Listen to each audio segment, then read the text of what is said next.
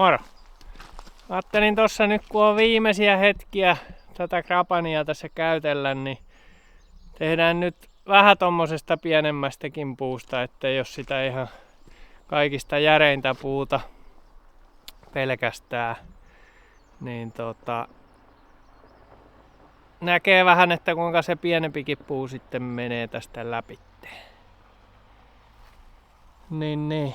Mä lyön tosta vehkeä käyntiin ja aletaan hommiin.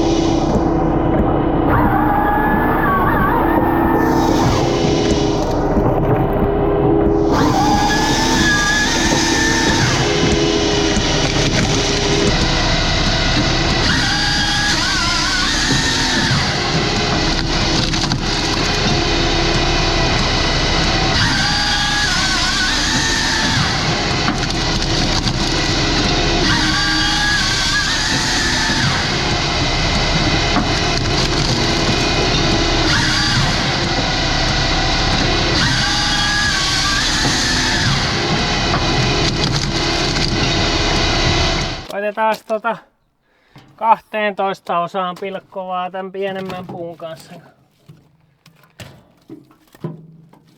Osa jää vähän kyllä isoksi. Tää on nyt se 8 osaan pilkkova nyt ollut. Mutta toi tarvii tyhjentää eka.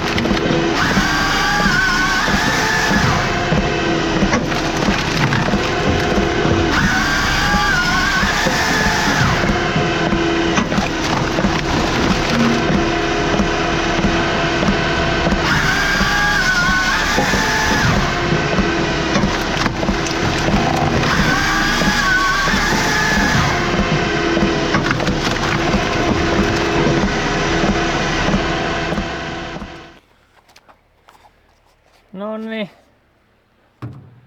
Siinä olisi varmaan ne puut tehty, mitä mä tällä koneella nyt tässä teen. Ja mä ajattelin, että mä voisin tässä nyt vähän omia mielipiteitä kertoa tästä koneesta, mistä mä tykkäsin ja missä nyt vähän olisi vielä ehkä kehitettävää. Niin lähdetään nyt liikkeelle vaikka hyvistä puolista ensin, eli tämähän on tosi laadukkaasti tehty tää kone, siis työnjälki on erinomaista, kaikki hitsaussaumat ja pellit ja kaikki on taivutettu tosi nätisti ja istuu hyvin paikalleen ja on niinku semmonen hyvin huoliteltu tää kone, että näkee kyllä selvästi, että on niinku laatuun panostettu.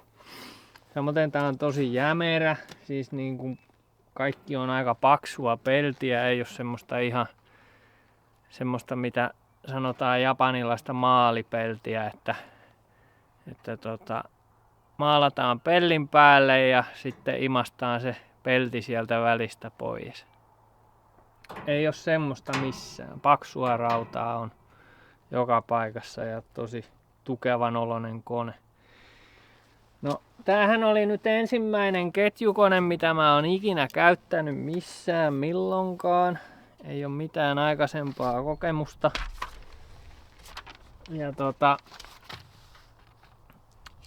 toi oli kyllä positiivinen yllätys toi katkaisunopeus, että se kyllä yllätti, että se oli noin nopea. Tässähän on tietysti toi harvesteri, laippaa ja moottori, että se on peruslaippaa ja moottoria tehokkaampi kyllä, mutta se oli mun mielestä aika nopea kyllä, että varsinkin isot puut niin meni aika mukavasti, että kyllähän se huomasi alkoi traktorissa mustaa tulee kyllä putkesta, että kyllä se voimaakin kyllä sitten ottaa, että se ei ihan pikkuraktorilla pyörikään enää tonnin perällä, että mitä mulla tuossa Valtrassa nyt on 130-140 heppaa, niin se nyt jaksoi justiinsa pyörittää vielä tuolla pitkällä perällä sitten. No voimaahan tässä tuntuu olevan kanssa ihan hyvin. Yksi pölli taisi olla, mikä ei mennyt läpi. Tässä oli semmonen ihan maksimiläpimitta. Taisi olla joku 45 senttinen melkein. Rauduskoivun tyvipää edellä, niin se ei lähtenyt halkeen. Että sitten kun sen käänsi toisinpäin, niin sitten se meni kyllä halki. Että se oli ainut puu, mikä ei mennyt niin kuin laakista halki.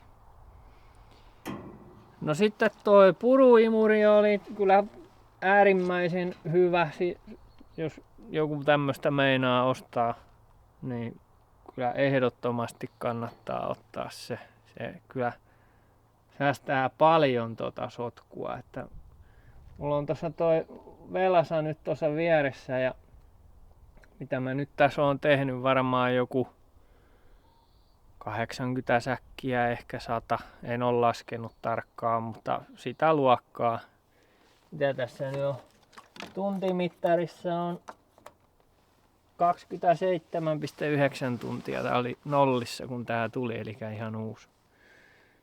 Niin siellä on nyt semmonen 5-6 kuutioa purua tuo kärryssä ja kun se menee aika tiukkaan, kun se on toi puhaltaa sen tonne keulille, niin se menee aika tiiviiseen vielä, että jos se olisi tuossa traktorin perässä tai tämän koneen ja traktorin välissä, niin olisi kyllä melkoinen siivoaminen. No sitten toi kuljetin on hyvä, mä tykkäsin siitä. Se on riittävän leveä ja pitkä.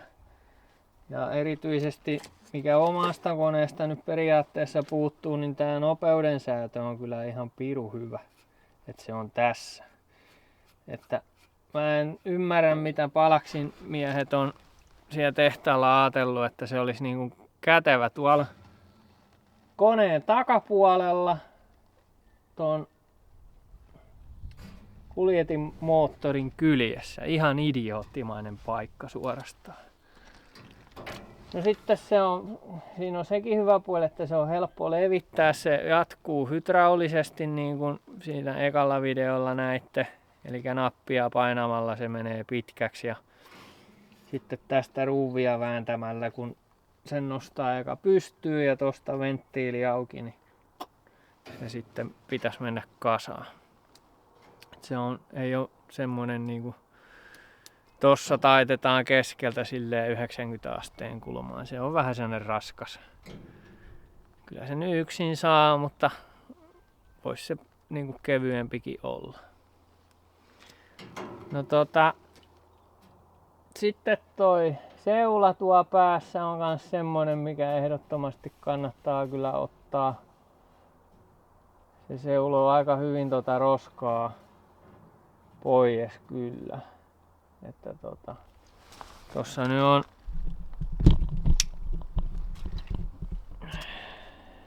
tommonen kasa. Sitä on ja siitä on vähän haettu sitä tavaraa, että siitä on muutama tuttu siitä hakenut lastua sitten itsellensä vähän syttypuuksi. Ja mitäs sitten vielä? Mulla oli tässä oikein lista, mihinkä mä näitä kirjoitin.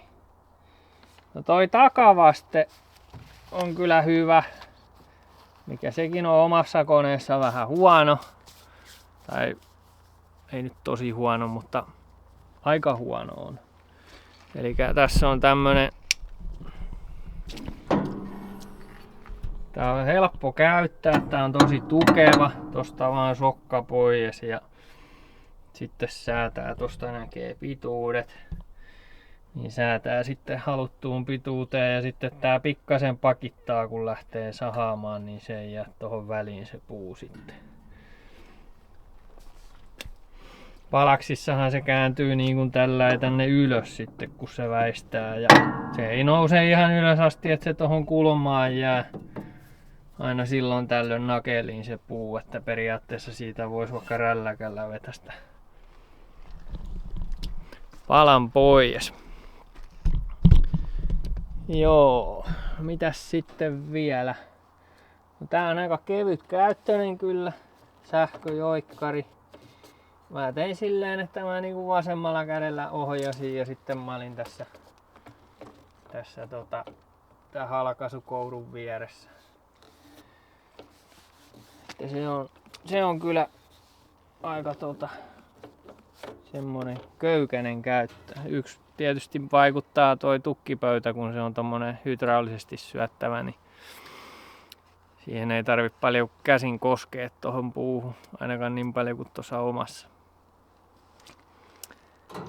Ja sitten toi puun painin, mikä tämän puun painaa kuljetinmattoa vasten, sekin oli aika semmonen toimivan oloinen, että se kyllä piti aika hyvin sen paikallaan sen puun, että se ei tarvi olla tuolla ihan takaseinää vasten sen puun, kun sitä lähtee sahaamaan, että se kyllä jaksaa pitää sen aika hyvin paikallaan ilmankin sitä.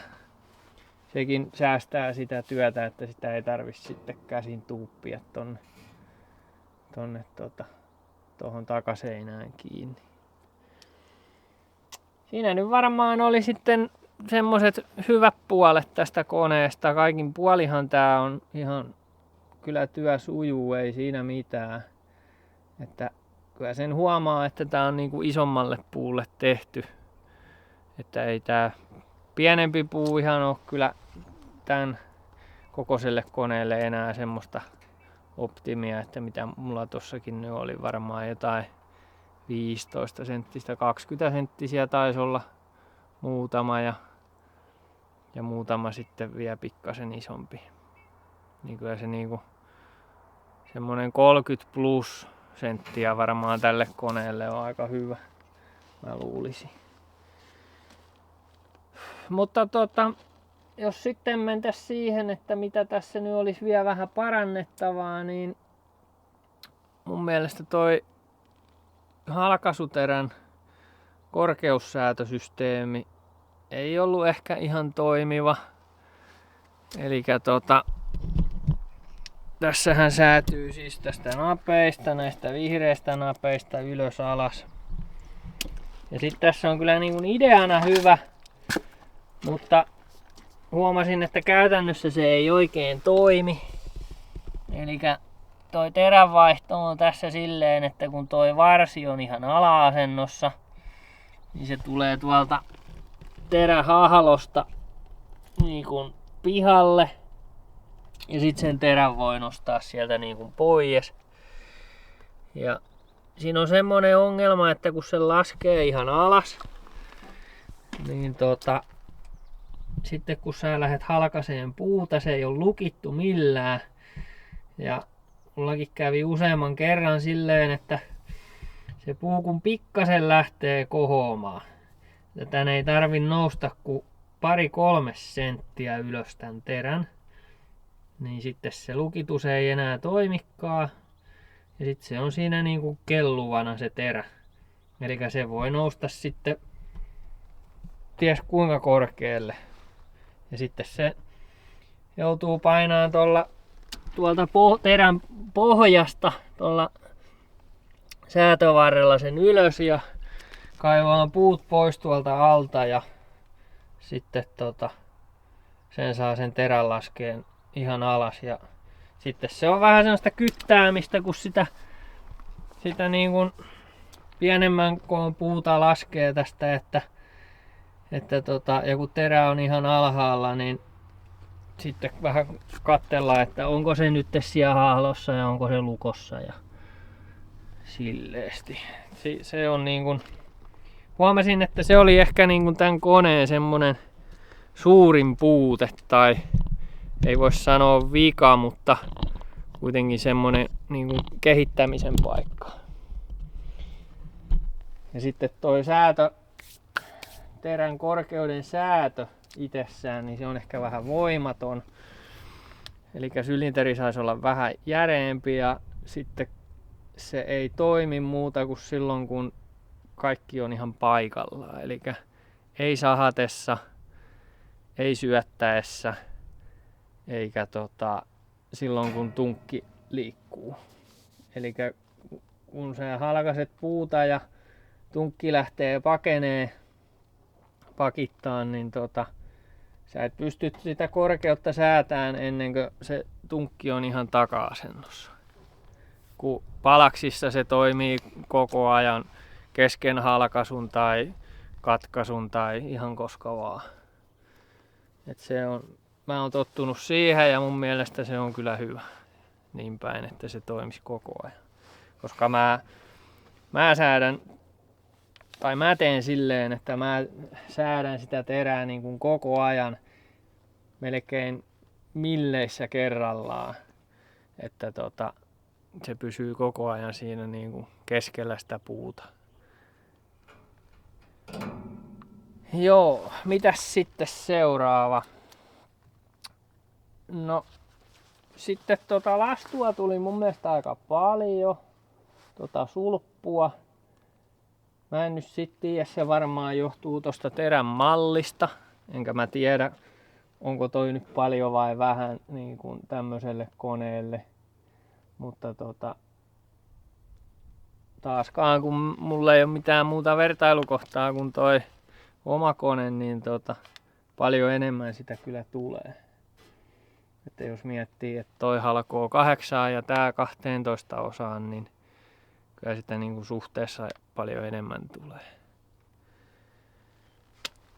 No sitten yksi mikä huomattiin, tai mä huomasin tossa kun tää tuli, ja siinä alkuun vähän tätä koitettiin ja kaikki toimii ihan hyvin, ei ollut mitään, niin sit kun mun piti yksinään alkaa tekemään, niin tääpä se ei enää syöttänytkään eikä sahannut puuta, että siihen tuli joku vika. Ja lopun viimein se vika selvisi, että tämän puun painimen tuolla yläpäässä on anturi, joka tunnistaa, että se on yläasennossa. Niin sen johto oli vähän löysällä. Sen anturin johto. Että siinä meni semmonen 1,5 päivää ennen kuin se hokattiin. Kun siinä on kyllä valot noissa kaikissa antureissa. Että se näyttää, että se on niin kuin aktiivinen. Ja ne valot palo siinä, mutta se ei tunnistanut sitten kuitenkaan. Se oli sen verran irti, että se ei tunnistanut sitä, että se on yläasennossa. Ja se korjaantui sillä, että sen kiersi vaan tiukalle sen johdon. Pikku vika, mutta ei sitä osannut edes ajatella tuommoista. Ja tehtaallakin mietti sitä, että mikä ihme siinä on. Niin siinä kohtaa huomasin, että tämän huollettavuus on aika huono, siis niin kuin työläs. Että noi takaosa, no mennään kattoon niin näette.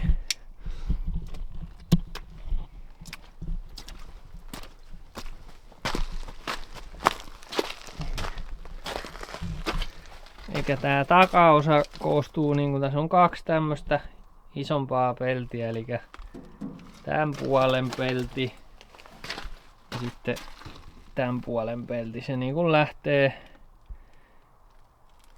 tää koko juttu auki. Samoin tää on niin kuin tosta poikki.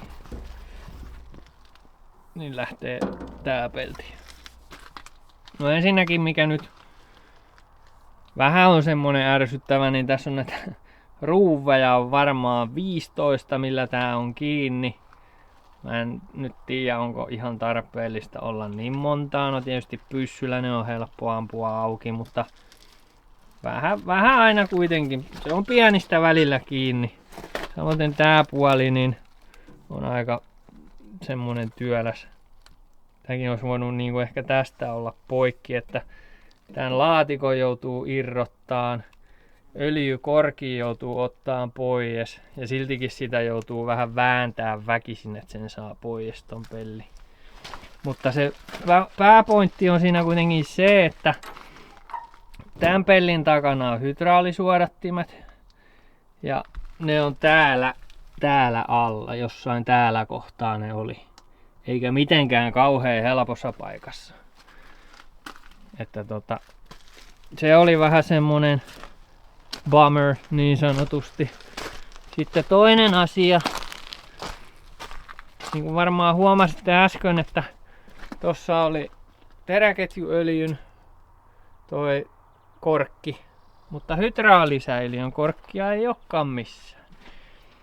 Ja se löytyy sitten taas, eli hydraalisäiliö on tuolla koneen sisällä, keskellä melkein.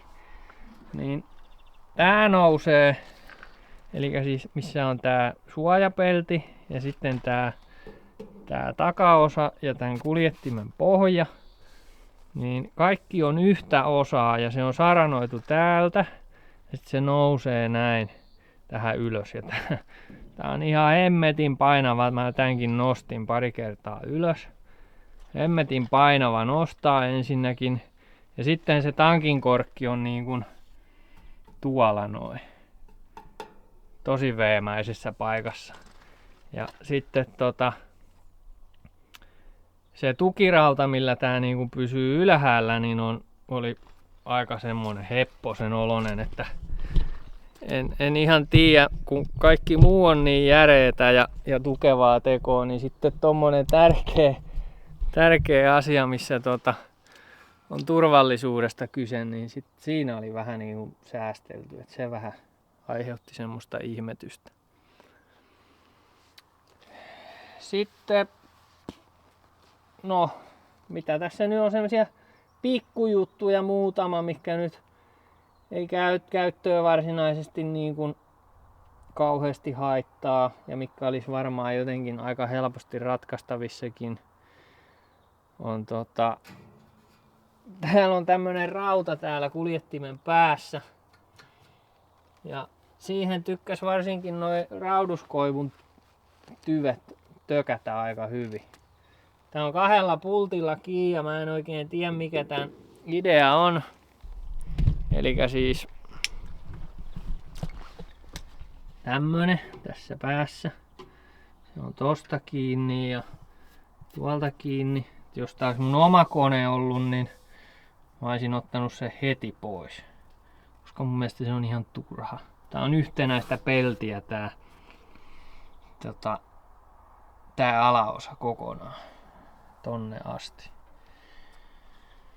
Ja sitten yksi mikä oli kanssa huomasin, niin kun tän suojaverkon nostaa ylös, niin kaikki liikkeet pysähtyy. Mukaan lukien toi tunkki. Ja sitten kun oli isoja puita, niin mitä joutui useamman kerran halkoon, niin sitten se oli silleen pikkasen ärsyttävää, että joutui odottaan ennen kuin nosti tämän suojaverkon ylös, että toi tunkki on päässyt tonne taka-asentoon, koska jos sä nostit sen heti ylös, niin ei se kerennyt menee kuin vähän matkaa, että se jäi tohon puoleen väliin. Kun palaksissa, jos nostaa halkaisun aikana verkon ylös, niin se pakittaa automaattisesti tonne taka-asentoon. Et se oli vähän semmonen ärsyttävä pikkujuttu. Ja terä tässä oli tosiaan toi 12 osaan pilkkova. No 40 senttistä puuta kun laski, niin se jää liian isoksi. Se pitäisi olla joku 6 tai 18, 16 tai 18 osaan pilkkoa, että siitä tulee riittävän pientä. Ainakin mulla on asiakkaat semmosia, että ne ei kyllä isosta puusta tykkää, että tommonen 15 senttinenkin vielä, kun sen laittaa 8 osaan, niin sekin on vielä ihan sopivaa, ei ole liian pientä. Mutta se taas riippuu asiakaskunnasta vähän ja minkälaista puuta sitten tekee, että lämmityspuuhan on isompaa ja niin kuin johonkin savusaunaan tai tommoseen käyttöön, niin käy se isompikin puu, mutta mulle se oli vähän liian järeetä, tuppas jäämään. Samoin toi hylly, mikä tuolta tulee sitten viimeistä puuta tukeen, kun sen katkaisee, niin se oli vähän lyhyt. Se saisi tulla vähän pitemmälle tänne, koska se pääsi muuten tosta välistä. Eikä kun se tulee täältä näin, niin se pysähtyy johonkin tähän. Että tässä on niinku tämmönen 40-30 senttiä vielä rakoa tässä välissä, mistä se puu pääsi sitten pyörähtää. Kyllä se useimmiten pyörähti ihan oikein päin sinne, mutta monasti se sitten, tai muutamia kertoja se jäi silleen pystyyn, että se joutui käsin käydä sieltä sitten kampeamassa oikein päin. Ja siinä nyt varmaan oli kaikki tommoset kehityskohteet sitten tässä laitteessa, että ei mitään ollenkaan isoa, että näittenkin kanssa pärjää ihan varmasti, mutta niin kuin sanottu, niin mikään kone ei ole täydellinen, että se on vähän käytöstä kiinni, minkälaista puuta tekee ja minkä kokoisesta puusta tekee. Että oikein hyvä kone on, ei silleen ole kyllä mitään valittamista, että ihan kyllä työ sujuu, ei siinä mitään. Tuosta tukkipöydästä mä nyt voin sen verran vielä sanoa. Sehän on kanssa Krapanin oma. Ja tää toimi kyllä ihan hyvin. Tääkin on aika järeä malli, että tän suurin puute tai heikkous on se, että tää on liian pieni. Ja tää on niinku, oliko tää 2 metriä leveä. Ja pituutta mä en muista, mutta sekin on vähän kyllä lyhyt. Siihen ei tahdo oikein saada puuta riittävästi ladattua kerralla päälle. Ja sitten nämä syöttörullat, nämä tämmöiset tylpät, nämä raudat tässä rullassa. No, sulalla puulla se ei haittaa, ja varsinkin jos on jotain kuusta tai muuta semmoista nahkeeta puuta, mutta sitten kun oli jäisiä puita, niin tuppas jäämään sutiin aika herkästi, että sai sitten vähän vemputella edestakaisin, että nää tarvis olla kyllä semmoset terävät piikit, että se kunnolla puree tohon puuhun sitten. Joo. Eiköhän siinä nyt ollut aika lailla kattavasti nyt sitten, mitä mulla oli tästä sanottavaa. Ja jos tuli vielä jotain kysymyksiä heräs, niin laittakaa kommenttiin sitten, niin koitetaan sitten niihinkin vastailla. Mutta mä varmaan rupeen tätä tässä peseen pikkuhiljaa, laittaa nippuun. Ja tullaan tästä vähän ajan päästä hakeen, niin jatketaan sitten. Mulla on tossa noita pienempiä puita vähän vielä tekemättä. Katsotaan tuleeko niistä nyt enää videoa. Tässä on aika monta klapivideoa tullut talven aikana tai tulossa mahdollisesti. Julkaisujärjestystä en ihan vielä tiedä, niin Niitä on siinä kuvattuna kuitenkin useampi. Jees. Mutta eipä varmaan muuta tällä kertaa, niin varmaan sitten maanrakennushommissa nähdään mahdollisesti seuraavan kerran, että mitä tässä nyt päättää sitten ensiksi tehdä, mutta tähän videoon tän enempää, niin katsellaan ensi kertaa. Muistakaa ottaa kanava tilaukseen ja painaa tykkään nappia, niin eikö se silleen mene hyvin? Se on moro.